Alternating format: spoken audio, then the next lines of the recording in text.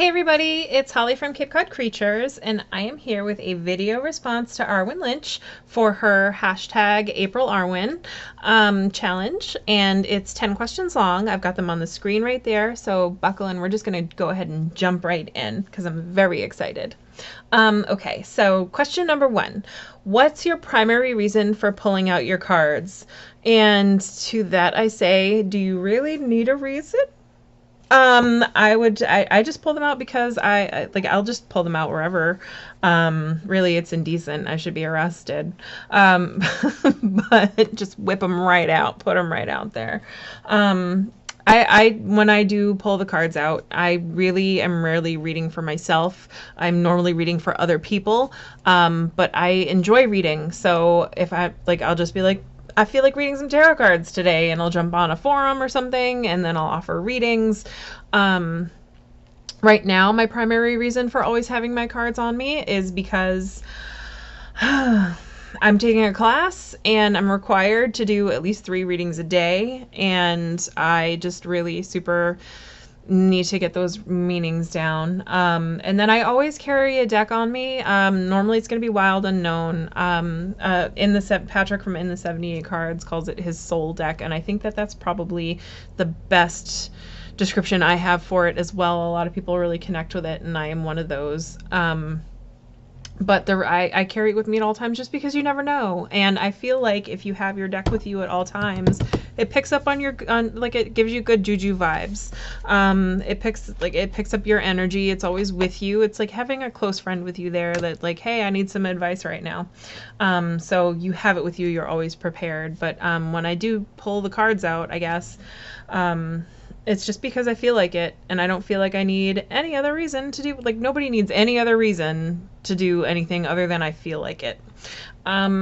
Except for, I don't know, illegal things. You better have good reasons for doing illegal things. But anyway, I digress. Okay, so number 2, do you use tarot in any other way other than reading? And the answer to that would be not really. I have what I hesitate to call an altar, or I guess I would maybe call it a sacred space. And even then, not really. I'm not really sure what to call it, but I have a tarot space on my bureau, on top of my bureau. So, I have 4 decks there. It's usually right now it's my first edition Wild Unknown and my Animal Spirit deck, and then I've got the Lumina Tarot and their matching Oracle, but I'll switch out these 2, but Wild Unknown is pretty constant. And I will pull cards for kind of theme of the day. What should I think about? What energy should I take into account for the day? And then I'll also use them for meditation practice. I'll do a walk into the card meditation, or I'll do a picture this while you meditate, so that way, reproduce this, so that way I can get better, clear mental pictures when I meditate. I have a really huge problem doing that for some reason. I just get blobs of color, and I don't get any clear images. So I've started to do that. I'll pull a card and be like, okay, picture this. This is what you're picturing when you meditate, to kind of help me focus. But other than that, I don't really do anything else with tarot. I don't do spells. I don't do crafts, because crafts would require me cutting up one of the decks, and I don't want to do that yet. And fancy hat making, not yet, but challenge accepted, Arwen. I am actually learning how to make hats right now, so maybe fancy hat for you in the future. Who knows? Let's see. If you use tarot as part of your magical practice, can you share some examples? And my answer to that is I don't have a magical practice. I am what I am calling myself a spiritual atheist. So I kind of take parts from spirituality and I guess you would call it paganism, or whatever you want to call it, I guess. And then I take what works for me, and then I abandon the rest. And it makes me a ginormous hypocrite, because I'm that guy that's like, there is no God, but and there's nothing after you die. But then I'm also like, I need this quartz crystal so I can meditate and connect with my spirit guides. So I am a giant hypocrite that way, but at least I acknowledge it. But I also acknowledge that I don't know everything. I guess you would call it agnostic more than any, but that doesn't fit either. I don't know. I don't have a home, but I also don't have a magical practice. I don't do rituals. Um, I will I will smudge occasionally, mostly because I find it to be meditative. I don't know whether or not they're like whether it is actually like magically cleansing, but I do like the idea of like the going around your house and positive vibes and all that. So I don't know. Like I said, I take what I like, I leave what I don't, and that's really all anybody needs to do when it comes to having a spiritual or religious practice. Okay. So number 4 is, how do you explain what tarot is when somebody asks you? I haven't really had very many people ask me what tarot is. I had my mom ask me what this tarot thing was all about once because it really freaks her out.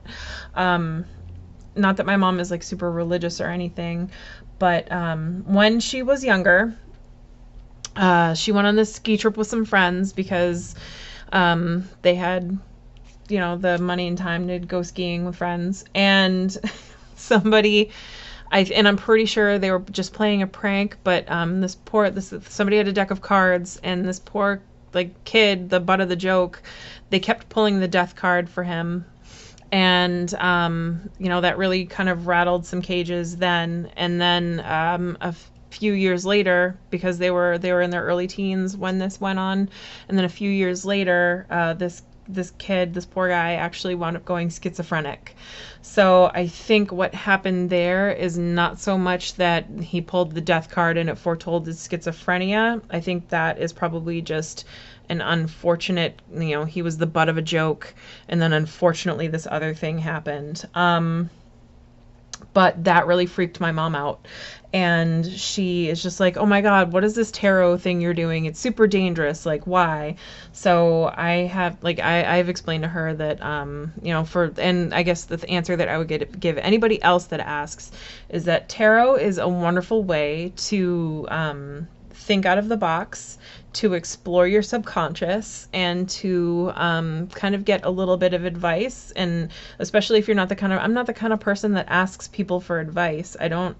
I'm very independent that way. So this is a way for me to kind of ask myself advice, to ask the cards for advice, and to not feel like I'm dumping my problems and shit on other people, because they don't need it.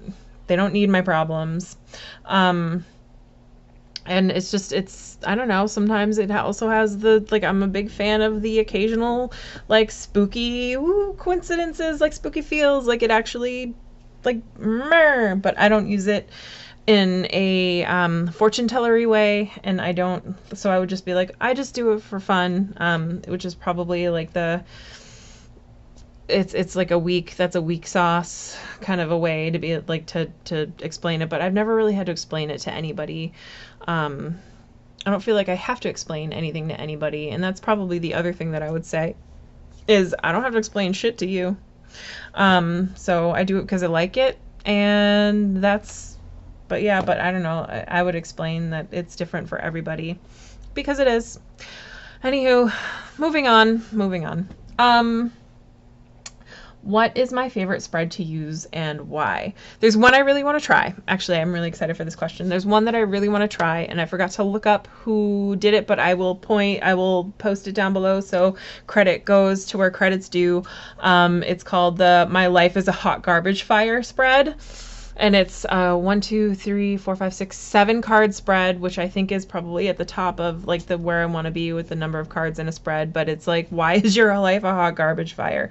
Because let's face it, if you are pulling out tarot and you're reading for yourself, something has gone awry. Something is amiss. And if it's not amiss, suddenly you're asking about should he be your boyfriend kind of a thing. Okay, so that's one that I really like. And then the other one that I just normally do a 3-card spread. I don't always assign like past, present, future, or mind, body, soul to it. Sometimes I'll just pull 3 and be like, what's it got to say to me? But I think 3-card spreads are an amazing place to start. And then you can continue to pull cards from there for bigger pictures, I guess. But I don't do huge spreads. Like I'm not a fan. Like I like parts of the Celtic Cross. I'll sometimes like pull elements from that. Like I think the 1, 2, 3, 4, 5, the 6, like just like that part is fantastic, but like the line going up, like you don't need that. Or I'll do like just the cards 1 and 2 from the Celtic Cross, and I'll do that in 3 stations. But I don't have I don't stick with a spread. Ooh, actually, you know what? I do another spread that I really love. It's a 6-card spread, and sometimes I'll do it with I always do it with Wild Unknown, and then sometimes I'll do it with Wild Unknown and then the Animal deck as well. So it can be a 6 to 12 card spread, and it's the biggest spread I've ever done or used. It's called the Mirror Mirror spread. It's three cards, so it's relationships, but it doesn't always have to be. It's not necessarily a romantic relationship spread. You can also use it for like siblings. You can use it for parent and child. You can use it for business partners. You can use it for student teacher. You can use it for any kind of relationship, because all it is, and I'll post a link to that too in the description. You can find it on the Wild Unknowns website in the like guidance blog portion. But it's 3 cards, and it's like 1, 2, 3. And this one, the one in the middle, is it's self-image. So it's a self-image for you and a self-image for the other person. And then it's higher self for you and the other person, and then hidden self for you and the other person. So that's a good way to see how your energies might play against each other. So it's not just, so you have that for each person, and then you kind of see how, like, okay, well, how's the higher self playing off of the other higher self, like, are the cards facing each other or away from each other, like what kind of card wound up there. It's a really good look at how two personalities might clash or mesh.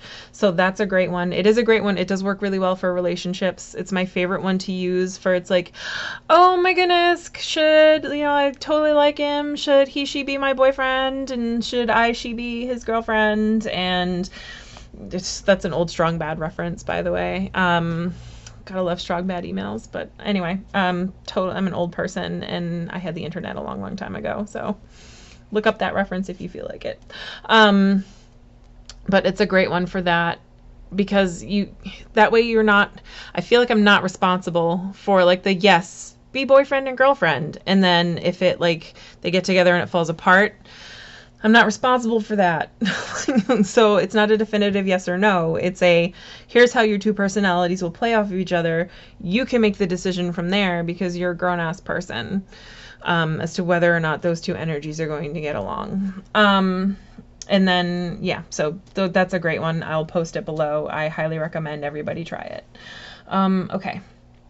So number 6, name a famous currently living person who embodies one of the following cards. And then we could choose from Hermit Star or Justice.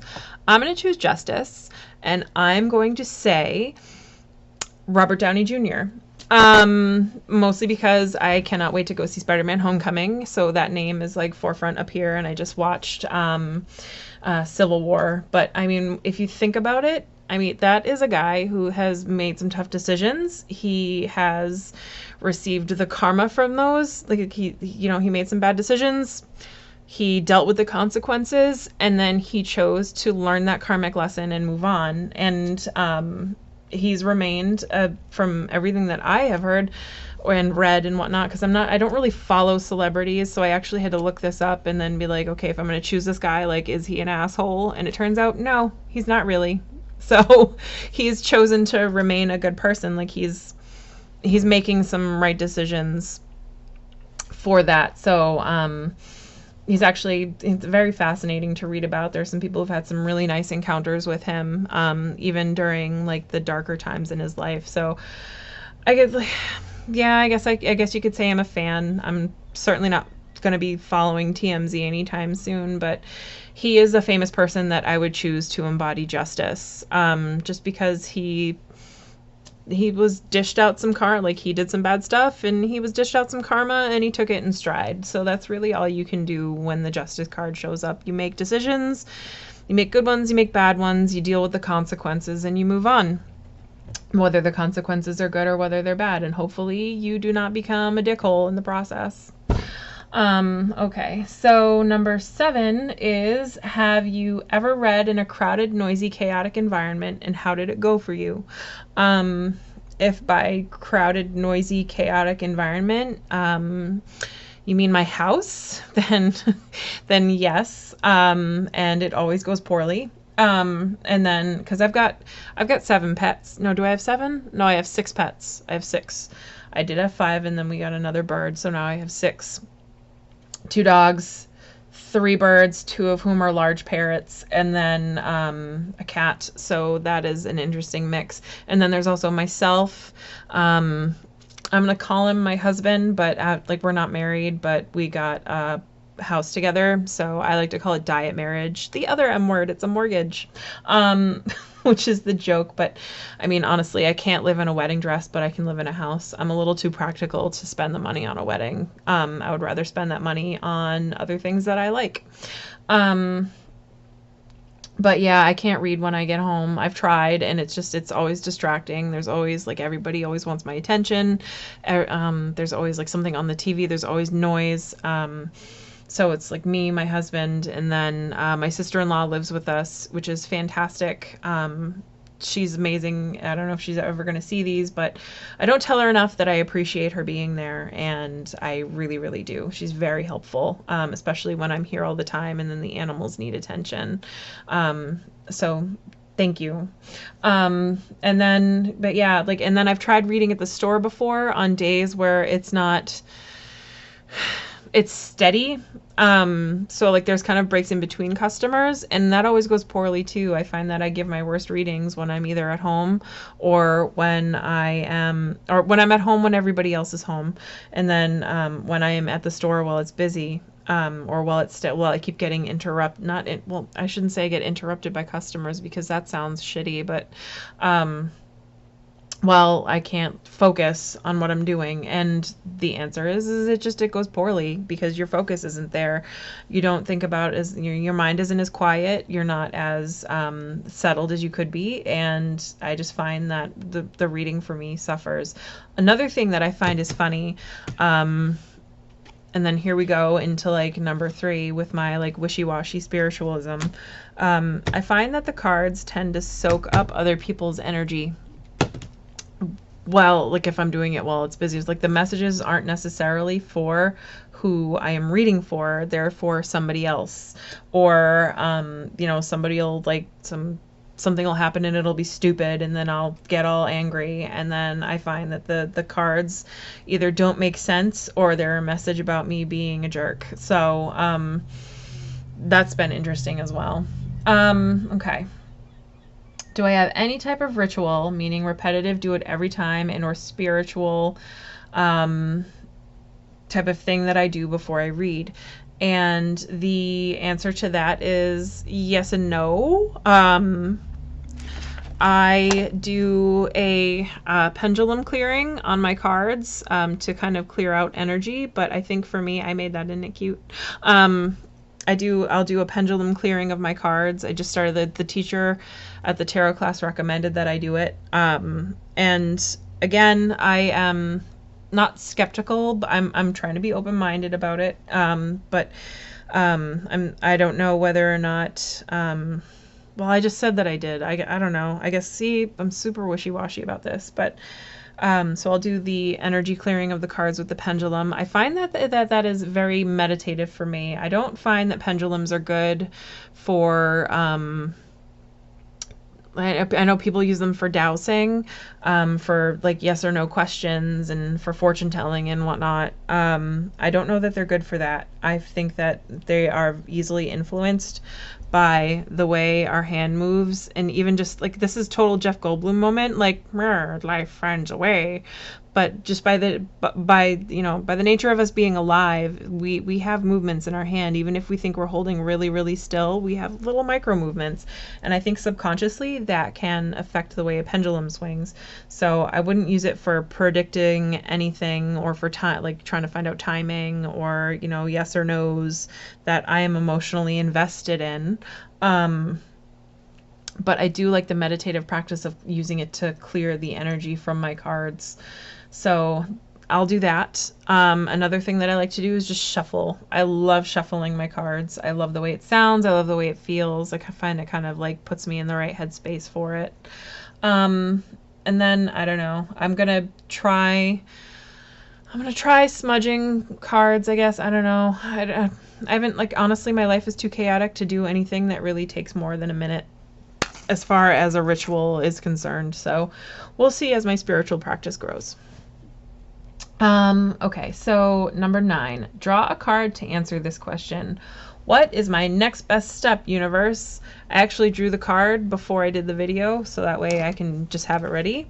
And I drew several because I can't just draw one. It's like Fritos. Come on, Arwen.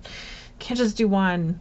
So the first card I drew was the 8 of Swords from Wild Unknown. And then, because I should be working with Rider Waite, but because I also love to bend the rules, I drew from my Bird Tarot. And I drew the 6 of Pentacles, the 5 of Cups, and the 2 of Wands. And I'm going to take this as a message about feeling kind of trapped. And I've said it before, and I'll say it again. I have been feeling very trapped at the store. It takes up a lot of my life, anywhere from 60 to 80 hours. I'm here 60 to 80 hours a week. And this week especially, I wanted to take a class this weekend, but I can't find coverage. So I cannot take the class that I wanted to take. So I feel very trapped. And the thing is, it's like it's a trap of my own making, which is very much what the 8 of Swords is. It's like I insisted on opening my own business. I jumped in feet first. I didn't think of the consequences, and now I'm kind of like, this is where I am. I'm here. But it's my own doing. And then the way, and I'm going to use this reading as kind of the way out, maybe. This is, generosity and reaping rewards, kind of, but I see this more as generosity rather than reaping rewards. I see this as being in a place to be giving. I also see it like alternatively as a place of asking, like being able to ask for help, accepting it graciously, and then doing the right thing with that help. And that's kind of where I am right now. I'm going to read the bottom part of this card. I think it's time to start asking for help. I think it's time to start seriously thinking and being generous. It's time to start thinking about employees. I don't think I've got the shop up on the market, and I just talked to the broker, and honestly, I don't think it's selling anytime soon, which is really disappointing.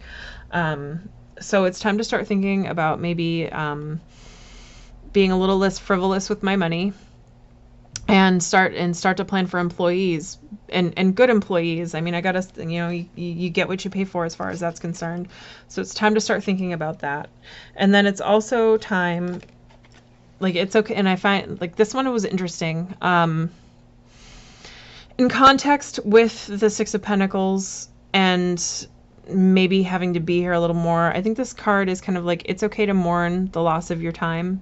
It's okay to mourn the time that you have already missed with your family, the future time that you are not going to get with them. It's okay to, if the shop does sell, it's okay to mourn the sale of the shop. This was a big part of my life for a really long time. It'll probably be a big part of my life for the foreseeable future, but again, as this card always reminds us, like, there's other stuff going on in your life that is good. So maybe start thinking about the positive aspects instead of just staying in that negative, depressed headspace. And then this one, I don't know, this one is kind of hopeful. This one is to, like, start planning ahead for the future. Thinking ahead, thinking about your next venture, maybe thinking about ways to grow your business as opposed to looking to just get rid of it. I don't know. This one is just like maybe like more advanced planning, biding my time, and just be smart as far as business is concerned, and then maybe, like, hopefully, like, I'll get the outcome I desire, which is I don't even want a profitable sale, you guys. I just want to walk away debt free. That's all I want. Okay.